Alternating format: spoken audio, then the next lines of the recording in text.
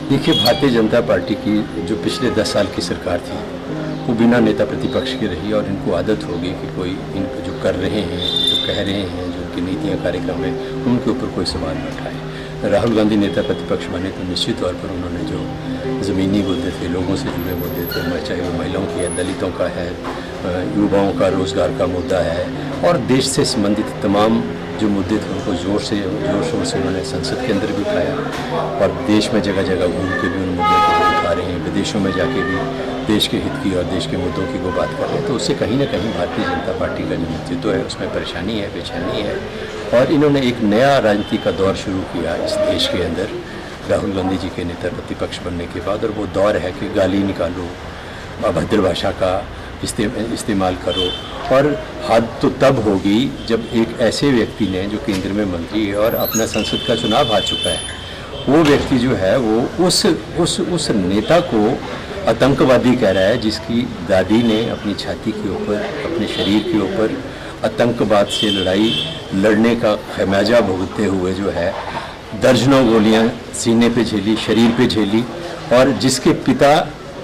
देश की एकता, अखंडता और देश की आन बान शान के लिए उनका जो शरीर था जिसको बम से उड़ाया गया और टोकरे में डाल के जो है वो घर लाया गया, जिस व्यक्ति के पिता ने शहादत दी हो, जिसकी दादी ने जो है शहादत दी हो, जिसके नाना जो है पंडित नेहरू जिन्होंने 13 साल अपने जीवन के जो है जेलों में देश की आज़ादी के संघर्ष में काटे हों, उस व्यक्ति को आतंकी कहना जो है ये मैं समझता हूँ बहुत दुर्भाग्यपूर्ण है, बहुत द्वेषपूर्ण है और देश की जो राजनीति है उसको बहुत ही निम्न स्तर पर ले जाने वाली जो ये टिप्पणी है वो भारतीय जनता पार्टी के नेताओं ने की है। भाजपा ने एक एजेंडा सेट किया है, वो एजेंडा है कि राहुल गांधी के प्रति अभद्र भाषा का इस्तेमाल करो, राहुल गांधी को अपमानित करने वाली भाषा में बात करो, राहुल गांधी को गालियाँ दो। इसी एजेंडे के ऊपर आज भारतीय जनता पार्टी, उसके नेता, मंत्री और यहाँ तक के प्रधानमंत्री ने भी, अनुराग ठाकुर ने जो देश की संसद के अंदर जाति जनगणना की बात को लेकर राहुल गांधी के ऊपर टिप्पणी की थी, स्पीकर ने उसको एक्सपंज किया, निकाल दिया कार्रवाई से, लेकिन प्रधानमंत्री ने उसके ऊपर ट्वीट किया, प्रशंसा की राहुल गांधी के। उसी से समझ सकते हैं आप कि ये किस मानसिकता के पोषक हैं। और प्रधानमंत्री ने जो टिप्पणी की, मैं समझता हूँ कि कहीं न कहीं उन्हीं की इस टिप्पणी से प्रोत्साहित होकर आज भारतीय जनता पार्टी के दूसरे नेता जो हैं वो गाली गलौज की जो भाषा है उसका इस्तेमाल कर रहे हैं। बड़ा दुर्भाग्यपूर्ण है। जो देश है,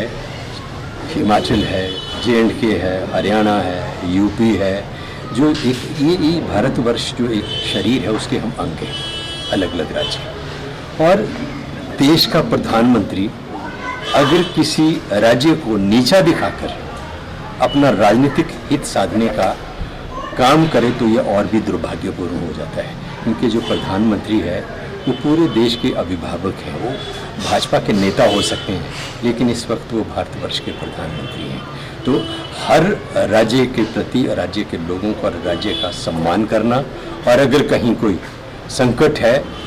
कोई ऐसी परिस्थिति है जिसमें देश के प्रधानमंत्री को, देश की केंद्रीय सरकार को आगे आकर राज्य की मदद करनी है, राज्य के लोगों की मदद करनी है, तो वो काम प्रधानमंत्री का जो है वो होना चाहिए। वो तो दूसरे राज्यों में इस तरीके का प्रभाव देने की कोशिश कर रहे हैं कि मेरा हाथ हिमाचल के ऊपर नहीं है, इसलिए हिमाचल प्रदेश की हालत जो है वो बड़ी ख़राब है, कर्मचारियों को तनख्वाह देने के पैसे नहीं है। हिमाचल प्रदेश में कोई आर्थिक संकट नहीं है, मुख्यमंत्री पहले कह चुके हैं। 23,000 करोड़ रुपया केंद्र से लेने को है वो दे दें, बात खत्म हो जाती है। हिमाचल प्रदेश में विषम आर्थिक परिस्थितियों के बावजूद जो है वो ओवरड्राफ्ट की स्थिति नहीं आई। महज कर्मचारियों की पहली की बजाय 5 तारीख को जो है 1 महीने की तनख्वाह दी गई है और उसमें भी कर्मचारियों की तरफ से कोई ज़्यादा प्रश्न चिन्ह नहीं लगा। भारतीय जनता पार्टी के लोगों ने उसको मुद्दा बनाने की कोशिश की। तो मैं समझता हूँ कि किसी भी जो देश का प्रधानमंत्री है, उस देश के प्रधानमंत्री जो है वो पूरे देश के एक अभिभावक के रूप में प्रधानमंत्री को देखा जाता है। और प्रधानमंत्री अगर वोट की राजनीति के मद्देनज़र किसी प्रदेश को नीचा दिखाने का अगर अपने संबोधन में प्रयास करते हैं तो बहुत दुर्भाग्यपूर्ण है।